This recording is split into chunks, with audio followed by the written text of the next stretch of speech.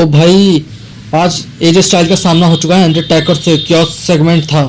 पर सबसे पहले सभी लोग इस चैनल को लाइक और सब्सक्राइब जरूर कर दीजिए ऐसी ही वीडियोस के लिए। आज के मंडे नाइट रॉ के मेन इवेंट में हमें एजे स्टाइल का ट्रिब्यूट देखने को मिलना था, इसलिए उससे पहले ही गुंथर स्टार्टिंग में ही आकर आते हैं और सभी फैंस को बुरा भला बोलने लग जाते हैं और एजे स्टाइल को भी बुरा भला बोलने लग जाते हैं और कहते हैं कि एजे स्टाइल कुछ नहीं कर सकता, एजे स्टाइल डरपोक है, मैंने एजे स्टाइल को हराया है, एजे स्टाइल जॉन सीना और गोल्डबर्ग जैसा ट्रिब्यूट डिजर्व नहीं करते।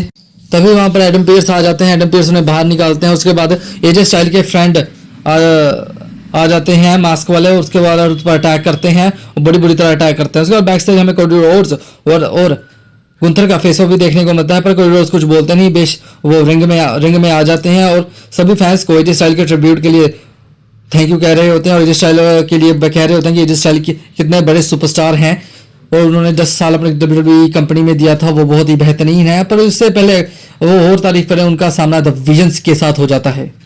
उसके बाद द विजन टीम आती है और कहती है कि द पार्लियामेंट को पूरी इज्जत चाहिए क्योंकि अब हमारा ब्रॉन्ज और रेड एलिमिनेशन चैम्बर का क्वालिफाइंग मैच जरूर जीतेगा। उसके बाद ब्रॉन्ज और red new world WWE undisputed title बनेगा और हमारा द विजन टीम स्ट्रांग होगी। इससे पहले डिवीजन टीम को ड्रॉस पर अटैक भी करने वाली होती है, लेकिन द उसोस आकर उन्हें बचा लेते हैं। बेसिकली उसोस की वजह से आज कोई रोड्स विजिलेंस की टीम से पीटने से बच गए। उसके बाद हमें ट्रिपल थ्रेट मैच देखने को मिलता है जिसमें हमें अमेरिकानो होते हैं जे उसो होते हैं और ब्रॉन्सन रीड होते हैं। ये मैं सच में काफी धमाकेदार था कि मैच के बीच में ही डिवीजन टीम का एक और मेंबर इंजर्ड हो चुका है। हाँ, तो ब्रॉन्सन रीड बीच में इंजर्ड हो जाते हैं और उन्हें वापस जाना पड़ता है और इसी मौके का फायदा उठाकर जे उसो ग्रांडे अमेरिकानो पर अपना स्पीयर लगाकर अपने स्पेशल मूव लगाकर ये मैच जीत जाते हैं और एलिमिनेशन चैंबर के लिए क्वालिफाई भी हो जाते हैं। उसके बाद हमें रेस कार देखने को मिली थी। बेसिकली एजे स्टाइल के ट्रिब्यूट के लिए हमें काफी कुछ नए चीजें सुपरस्टार्स देखने को मिले थे। उसके बाद हमें डॉम देखने को मिलते हैं। बेसिकली डॉम के साथ लिव मॉर्गन होती है और डॉम रिंग में आकर कुछ अपनी भाषा में बोलते हैं। उसके बाद हमें जेड कारगिल देखने को मिलती है। उसके बाद हमें स्टेफनी देखने को मिलती है। मतलब ऐसा स्वयंवर चल रहा था कि जिसमें लिव मॉर्गन चुनेगी कि कौन उनका अपोनेंट होगा रेसलमेनिया में।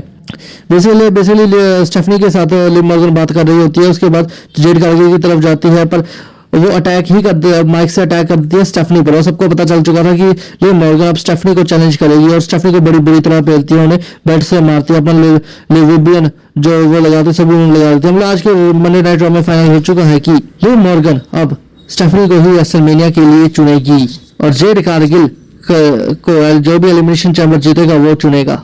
उसके बाद हमें बैक से जीवन देखने को मिलते हैं। जीवन बेसिकली कह रहे होते हैं कि वो भी एलिमिनेशन चैंबर जीतेंगे और उसके साथ हमें रैपर भी देखने को मिलते हैं। बेसिकली जीवन का ये सेगमेंट इंटरप्ट करने न्यू डे की टीम आ जाती है और न्यू डे की टीम आकर उन्हें बुरा भला करने लग जाती है और इनका मैच फाइनल हो जाता है। उसके बाद हमें मंडे नाइट रॉ में हमें नेटी वर्सेस मैक्सिम डुप्रिन का धमाकेदार मैच देखने को मिलता है। ये मैं सच में काफी ठीक ठाक था। इस मैच में होता यह है कि साइड में जो मैक्सिम डुप्री नेटी के पैर खींच रही होती है और वो नेटी उन पे लात मार देती है और वो जाकर वहां पे रिंग साइड रिंग के पोस्ट पे बच जाती है। उसके बाद वो उठती नहीं। बेसिकली इनका मैच यही पर खत्म हो जाता है। बेसिकली WWE इनकी राइवलरी थोड़ी बढ़ाना चाहती है, इसलिए WWE कर रही है और ये रेसलमेनिया तक जाएगी इनकी राइवलरी। उसके बाद हमें बैक स्टेज जजमेंट डे का सेगमेंट देखने को मिलता है। रुकाई बहुत हैप्पी होती है कि उन्होंने उस पर स्टेफनी पर अटैक किया था। उसके बाद फिन बैलर आते हैं, फिर जेडी मैकडोना फिन बैलर से माफी मांगती है, उन पर उन्होंने मैच के बीच बचा नहीं पाया। उसके बाद फिन बैलर माफी मांगते डॉन से कि उनका टाइटल उनसे चला गया। बेसिकली ये तो सभी सुपरस्टार आपस में एक दूसरे को पसंद नहीं करते, पीठ पीछे दूसरे की बुराई करते हैं, उन्हें बचाने नहीं आते, पर बाद में फिर आमने सामने एक दूसरे को भाई मानते हैं। तो जजमेंट डे का सेगमेंट यही था। उसके बाद हमें ट्रिक्स विलियम्स देखने को मिलते हैं। बेसिकली ट्रिक्स विलियम्स का भी सेगमेंट बेकार ही था। उसके बाद हमें WWE के और सुपरस्टार देखने को मिलते हैं। उसके बाद हमें ओबा फैमिली देखने को मिलता है। बेसिकली ओबा फैमिली और रूसी का हमें फेस ऑफ देखने को मिलता है। वो बीच में एडम पीयर्स खड़े होते हैं। बेसिकली हमें इन दोनों का मैच जल्द ही देखने को मिलेगा, लेकिन आज जैसे मर्जी करके एडम पीयर्स ने एजे स्टाइल के ट्रिब्यूट कारण इसे इन दोनों का मामला है। उसका आप पीछे देख सकते हैं कि हमें मिस्ट्री बॉक्स भी देखने को मिलता है, लेकिन वो आज भी WWE में खोला नहीं जाता। उसके बाद हमें WWE में जीवन वर्सेस न्यू डे के कॉफी किंगस्टन का मैच बहुत धमाकेदार देखने को मिलता है। ये मैं सच में काफी धमाकेदार था। Coffee the new day interference करती है, जीवन को हराने की पूरी कोशिश करती है, लेकिन जो रैपर हमें जीवन के साथ देखने को मिला था वो भी हमें देखने को मिलता है और उसकी वजह से जीवन ये मैच जीत जाते हैं और एलिमिनेशन चैम्बर के कारण ही जीवन ये मैच जीत जाते हैं और WWE अब जीवन को कमजोर नहीं दिखाएगी। उसके बाद हमें एक और मैच देखने को मिलता है। उससे पहले हमें शो के बैक स्टेज का सेगमेंट देखने को मिलता है। बेसिकली एजे स्टाइल की काफी सारी फुटेज हमें दिखाई जाती हैं। उसके बाद आगे हमें शो में सीएम पंक देखने को मिलते हैं। बेसिकली सीएम पंक का सेगमेंट रॉ में ठीक ठाक ही था। रोमन रेंस वाला सेगमेंट बड़ा धमाकेदार था। बेसिकली सीएम पंक आके हैं और बोलते हैं कहते थे कि तुम फर्स्ट यूनिवर्सल चैंपियन बने पर तुम ये टाइटल हार गए बिना कोई मैच लड़े, पर मैं तुम्हें एलिमिनेशन चैम्बर में जरूर हराऊंगा। बेसिकली यही इनका सेगमेंट था। बेसिकली जहाँ हमें ना ही द फिन बैलर वाला अटैक देखने को मिला सीएम पंक पर, ना ही कुछ। उसके बाद हमें द बीस्ट इनकॉर्डेड ब्रॉक लेसनर देखने को मिलते हैं, जिसकी इन्फॉर्मेशन हमने आपको पहले दे दी थी हमारे शॉर्ट्स में। वो शॉर्ट्स भी आप जाकर देख सकते हैं। आपको बता दें कि the beast Brock Lesnar Paul Heyman के साथ आते हैं और एक ओपन चैलेंज कर देते हैं सभी WWE के सुपरस्टार्स को। और बेसिकली पॉल हेमन डेट भी शो कर देते हैं कि इन डेट्स पे ब्रॉक लेसनर WWE में आने वाला है। अगर कोई भी रेसलर और उन्हें चैलेंज करने का दम रखता है तो जरूर आ सकता है, पर वो ब्रॉक लेसनर से हारेगा ही, ब्रॉक लेसनर को हरा नहीं पाएगा।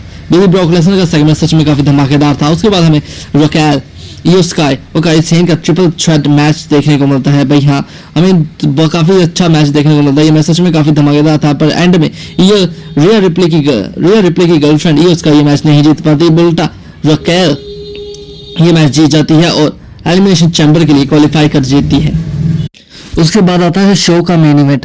शो के मेन इवेंट पे हमें द फेनोमेनल एजे स्टाइल की एंट्री देखने को मिलती है। हमें कभी नहीं लगा था कि एजे स्टाइल दोबारा आएंगे, लेकिन एजे स्टाइल का ट्रिब्यूट था आज। एजे स्टाइल हमें WWE के रिंग में देखने को मिले। एजे स्टाइल बेसिकली आए और फैंस का धन्यवाद किया और बहुत कुछ बोला कि वो फैंस की वजह से ही ये 10 साल WWE में रहे हैं। उन्होंने काफी सारे रिकॉर्ड्स तोड़े हैं। उसके बाद एजे स्टाइल कहते हैं कि जब वो मास्क और जैकेट अपनी रॉयल रंबल में नहीं उतारी थी, बेसिकली उन्होंने आज उतार दी थी जैकेट से यहाँ पे। और बेसिकली WWE के काफी सारे सुपरस्टार आए होते हैं एजे स्टाइल को ट्रिब्यूट देने के लिए। मतलब एजे स्टाइल का ट्रिब्यूट बड़ा ही धमाकेदार था।